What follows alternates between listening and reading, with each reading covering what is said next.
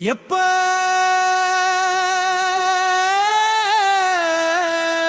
தாண்டா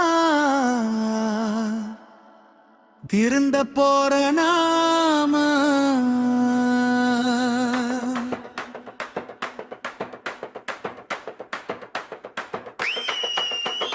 வெளியில நீ தேர்வை ஊழல் எதிர்த்து போராடி தடியடியும் துப்பாக்கி சூட்டையும் தாக்கிட்டுக்கு போராடிட்டு இருக்காங்க வடக்க நீளங்குது முதுரலை தற்குறி என்று கிண்டல் செஞ்சோ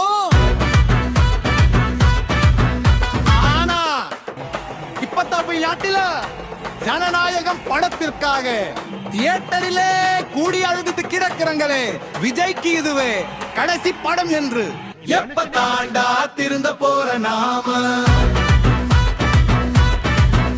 இன்னும் எத்தனை வருஷத்துக்குடா இப்படி இருப்பீங்க நாம இப்படி இருக்கிறதுக்கு என்ன காரணம் தெரியுமா? அடிமைத்தனம் நமக்கு அப்பவுமே எவனுக்காவது அடிமையா இருக்கணும். முதல்ல ராஜாக்களுக்கு அப்புறம் வெள்ளைக்காரங்களுக்கு இப்ப அரசியல் தலைவர் ஜாதி தலைவர் சினிமா ஹீரோஸ் கிரிக்கெட் பிளேயர்ஸ் இப்படி எவனுக்காவது எகனு கொத்தியாவது பெருமையா பேசி தலனா புகழு அவனு சண்டை போதரு கடைசி வரைக்கும் ஒரு அடிமை நாய் மாதிரி வாழணும். ஆனா அவனுக்கு நம்மளை யாருன்னு கூட தெரியாது. ஏண்டா தெரியாம தான் கேட்கிறேன். நாம காசு கொடுத்து படம் பார்க்கிறதுனாலதான அவன் அந்த நிலைமையில் இருக்கான். அப்ப யார் முதலாளி? நாம வேகாத வெயில நின்னுகிட்டே இருப்போம். அவன் ஏசி கார்ல நாய பக்கத்துல உடுக்கார வச்சு கட்டி பிடிச்சுக்கிட்டு உன்னை நாயை விட கேவலமா மதிச்சு பார்க்காத மாதிரி போயிட்டே இருப்பான். நீ அவன் காருக்கு பின்னாடி வார்க வார்க வார்கன்னு கைய தட்டிக்கிட்டே ஓடுவ. ஏண்டா உப்பு போட்டது தானடா சோறு திங்குறீங்க யோசிச்சு பாரு. நீ ரசிக்கதான் இருக்கிற எந்த ஒரு நடிகருடைய கிள்ளையாவது இன்னொரு நடிகருக்கு ரசிகனா இருந்து அவனுக்கு தக்காவட்டைக்கு பல விஷயம் பண்ணி அவனுடைய வாழ்க்கையா நாசம் பண்ணிக்கிட்டு இருக்கானா. அவன் நடிச்சு சம்பாதிச்ச கார் பங்களான்னு போயிட்டு தான் இருக்கான். ஆனா நீ ஒரு நாள் மழை பெஞ்சா கூட வீட்டுக்குள்ள தண்ணி வந்து இருக்கிறதுக்கு இடம் இல்லாம நடுத்தெருவுல வந்து நிப்ப.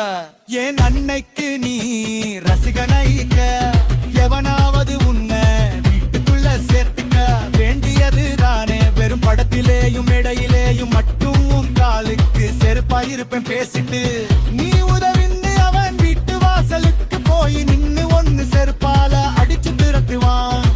நீட்டால இறந்த வீட்டுக்கு வந்து மாலை போடுறான். ஒலித்தே தீருவேன்னு சபதம் போடுறான். ஆட்சிக்கு வந்த பிறகு நீட்டை இருத்து போரடின கைது பண்ணுறாங்க. இவங்களை ஓட்டு போட்ட நாமா எப்ப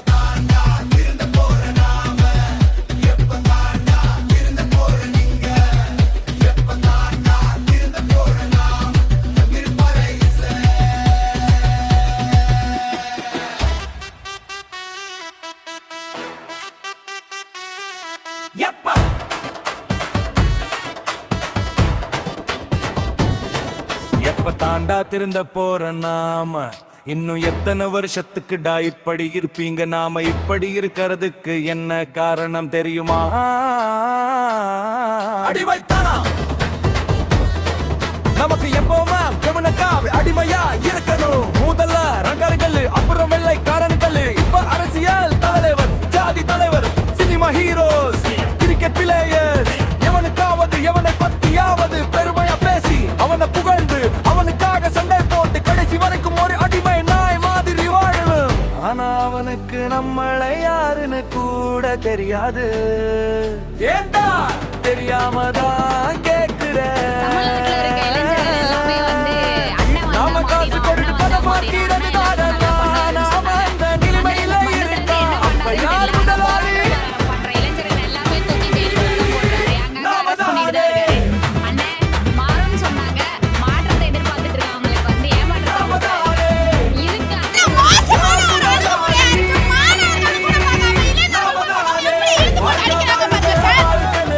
வரைக்கும் விஜய் அரசு இதை பத்தி எதுவும் பேசல.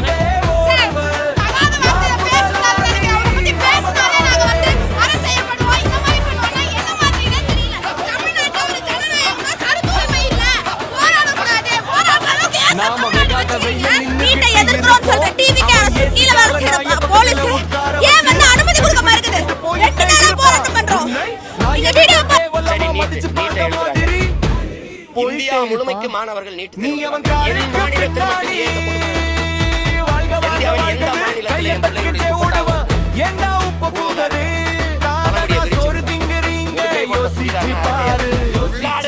எந்த மாநிலத்திலும் யோசிச்சு பாரு யோசிச்சு பாரு அவன் மேல போட்ட கருமவும் மேல ஏறிக்குதடா.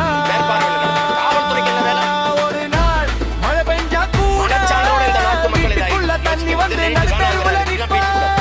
மூக்குத்தி தோடு எவ்வளவு பெருசு இருக்கும். மூக்குத்தி அறிவார்ந்த மக்கள் சேர்த்துவாங்க. இந்த மூக்குத்தி எவ்வளவு இந்த மூக்குத்திக்குள்ள பிட்ட கொண்டு போய் பார்த்து எழுதிட முடியும்னு நம்புதா அந்த சமூகம்? நம்புதா? ஏன் அங்க கண்காணிப்பு கருவி சிசிடிவி கேமரா அப்ப மேற்பாளர்கள் சூப்பர்வைசர் அவர் என்ன பண்ணிக்கிறாரு அவர் என்ன பண்ணிக்கிறாரு பார்த்துருக்கும் போது பிடிக்க மாட்டாரா?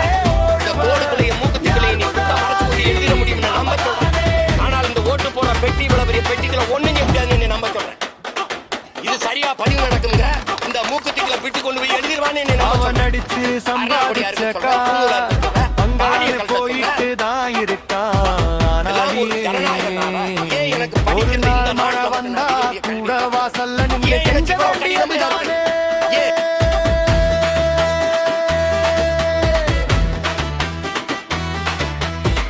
வெறும் படத்திலேயும் மேடையிலேயும் மட்டும் காலுக்கு செருப்பாயிருப்பேன் பேசிட்டு.